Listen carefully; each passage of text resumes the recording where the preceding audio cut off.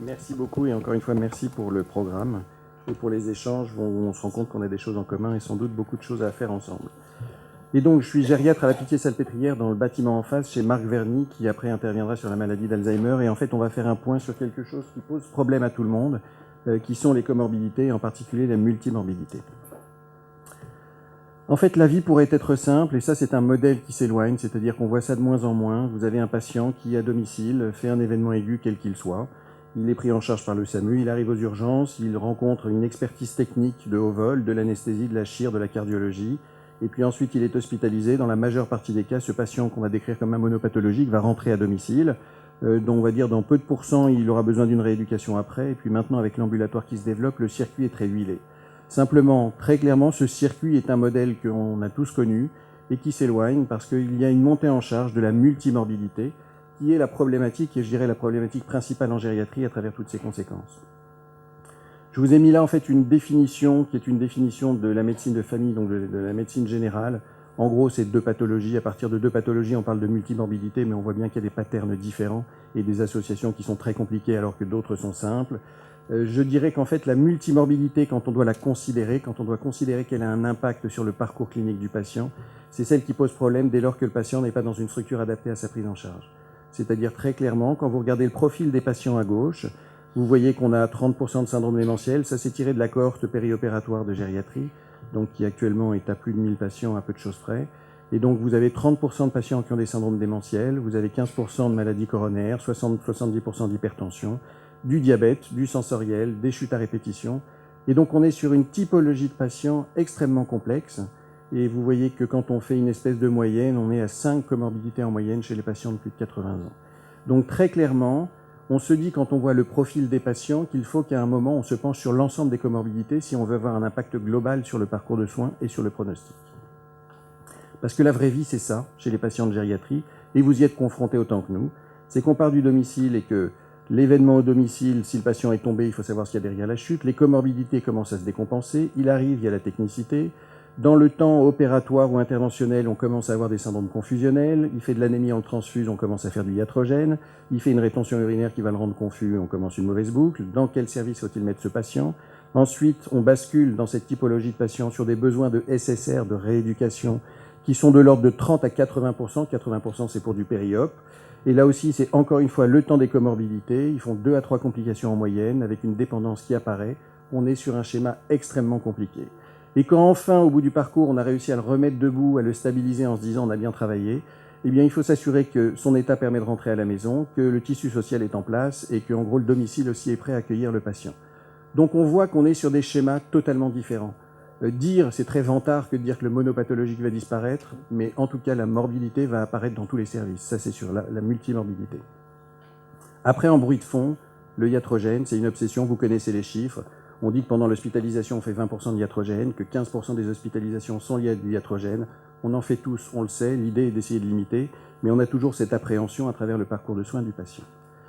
Alors, est-ce que cette multimorbidité est un problème fréquent? Le papier qui a relancé tout ça, c'est le papier du Lancet en 2012, qui est une étude de cohorte, une étude de population en Écosse, où en gros, vous voyez qu'arrivés au-delà de 80-85 ans, les gens qui sont indemnes de pathologie sont moins de 5%, et si vous considérez qu'on met la barre à 2 pathologies, on est à 80% de comorbidité et de multimorbidité. Et quand vous regardez les chiffres dans différents papiers, on est entre 40, 60 et 80%. Donc très clairement, on est sur un problème fréquent. Et dans certaines pathologies, c'est un sujet auquel on s'intéresse ici dans la filière UPOG à la Pitié. Dans certaines pathologies, on considère que le pronostic, au milieu de la chirurgie, on est dans le col du fémur, eh bien que 75% de la mortalité serait liée à cette multimorbidité.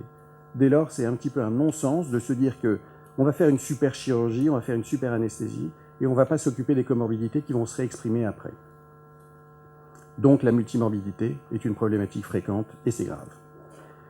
Alors, je vous épargne tous les papiers de score, vous le savez dans les papiers que vous lisez, puisque maintenant il y en a à peu près dans tous les papiers. Il y a des scores de comorbidité, vous connaissez le Charlson modifié, le GIC, le CIRS, le CIRS-G. En gros, quand vous prenez un score de comorbidité dans la plupart des pathologies, il est associé au pronostic. La nouveauté, c'est vraiment le changement de profil des patients que nous prenons en charge. Et quand vous regardez ce modèle à gauche, c'est tiré de l'orthogériatrie. Donc l'orthogériatrie, c'est un concept qu'on a essayé de s'approprier, en tout cas dont on s'est inspiré, qui remonte aux années 50 et qui est très simple. c'est que quand vous prenez en charge un sujet jeune, il n'y a quasiment pas de comorbidité, tout le risque dans le périopératoire est lié à la chirurgie et à l'anesthésie. Et plus vous avancez en âge, il persiste toujours autant un risque chirurgical, toujours autant un risque lié à l'anesthésie, mais par contre, le poids des comorbidités augmente. Et donc, de cette problématique fréquente, grave, qui s'impose à tout le monde, il faut se poser des questions sur quel patient, dans quel service, quid de l'expertise gériatrique. Vous vous doutez que je vais vous vendre l'expertise gériatrique. Alors, on est venu en force, je crois qu'il doit y avoir une vingtaine de gériatres, donc je me sens soutenu, mais l'idée, c'est de vous vendre, en tout cas, une expertise gériatrique. Et puis, le propos principal, c'est celui-là, c'est que vraiment, je pense qu'on a besoin de filières et de filières qui sont utiles et efficaces. Parce que la vraie question derrière tout ça, dans un modèle contraint sur un plan économique, c'est celle-là, c'est combien de temps pourra-t-on continuer à engager des frais lourds dans des prises en charge de qualité, techniques, coûteuses, chez des patients vulnérables, comorbides, sans s'assurer d'un aval optimisé. C'est un non-sens, et on ne pourra pas se le permettre. De la notion donc qui revient, vous savez, depuis 1 ou 2 ans très en avant, de parcours de soins, qui est un élément déterminant dans la prise en charge de ces patients âgés complexes. Alors, est-ce qu'il existe une expertise gériatrique? J'aime bien l'exprimer à travers ces photos. Vous voyez qu'on est très souriant en gériatrie, qu'on est aussi très nombreux, et qu'on est très occupé par les patients. Un peu de choses près pour vous le dire, au milieu de la gestion de la multimorbidité, 30% du temps de la visite, c'est faire marcher les patients pour entretenir l'autonomie. En haut à gauche, j'aime bien cette photo, mais certains l'ont déjà entendu, c'est que vous avez un patient qui est confus, qui se prend pour un PUPH en visite. Dans l'attitude, vous avez vu, on dirait vraiment le PUPH de gériatrie, si ce n'est que ceux qui ont l'œil verront qu'il n'a pas de pantalon et que, habituellement, le PU de gériatrie, quand il fait la visite, a un pantalon. Enfin, Marc, tu me confirmeras. Mais voilà, l'expertise, là, vous voyez un patient qui a démonté la chambre du sol au plafond. Et donc, l'expertise gériatrique, elle peut être définie. Alors, ça n'est pas de l'autocongratulation, c'est vraiment une approche où on essaie d'avoir une approche globale, mais surtout d'être efficace. C'est la gestion de la multimorbidité, donc de la polymédication qui va avec, dans le cadre de l'instabilité qui est liée à la pathologie aiguë, et là on peut le décliner sur toutes les pathologies aiguës, en préservant l'autonomie et la qualité de vie. La priorité dans tout ça, dans le modèle du col du fémur, mais dans le secteur de gériatrie aiguë habituel sur des facteurs déclenchants médicaux, on verticalise le patient à J1 et on met une pression très forte pour tenir. Parce que ce qui attend le patient pendant l'hospitalisation, quand il est multimorbide, complexe, etc., eh bien c'est très compliqué. Là, vous avez encore une fois les données de la base. Je suis désolé, mais la base dont je m'inspire est celle que j'utilise régulièrement. C'est la base du POG. Vous avez le profil des patients, c'est 40% de syndrome démentiel, 30% de dépression, 70% d'hypertension. On retombe sur les chiffres de tout à l'heure. Quasiment 30% de fibrillation atriale, 20% de cardiopathie ischémique, 20% d'insuffisance cardiaque. On a une typologie de patients extrêmement vulnérable. Quand on regarde les événements qu'ils rencontrent, donc là on est dans le parcours de soins fracture du col du fémur, la douleur est à peu près constante. Et donc on bascule sur du iatrogène avec les antalgiques. La transfusion, c'est un patient sur 2, là aussi en matière de modèle iatrogène, c'est quasiment un modèle expérimental. Fécalome, confusion, fausse route, rétention, infection, dépression, insuffisance cardiaque aiguë, syndrome coronaire aigu, escar, fibrillation atriale paroxystique, etc. Vous voyez que le parcours est vraiment très compliqué et qu'il n'y a pas que du cardiovasculaire, il n'y a pas que du neuro, il n'y a pas que de l'infectieux, tout est mélangé. Et on va dire qu'en moyenne, les patients dans leur parcours de soins font 2 à 3 complications. Avec ça, le recours à la réanimation est important, même s'il s'améliore. On est à 5% de séjours en réanimation. Vous voyez que ce sont des patients très consommateurs de soins, puisque 80% des patients vont en SSR, et des taux de mortalité sur lesquels on reviendra. Donc c'est grave et c'est difficile.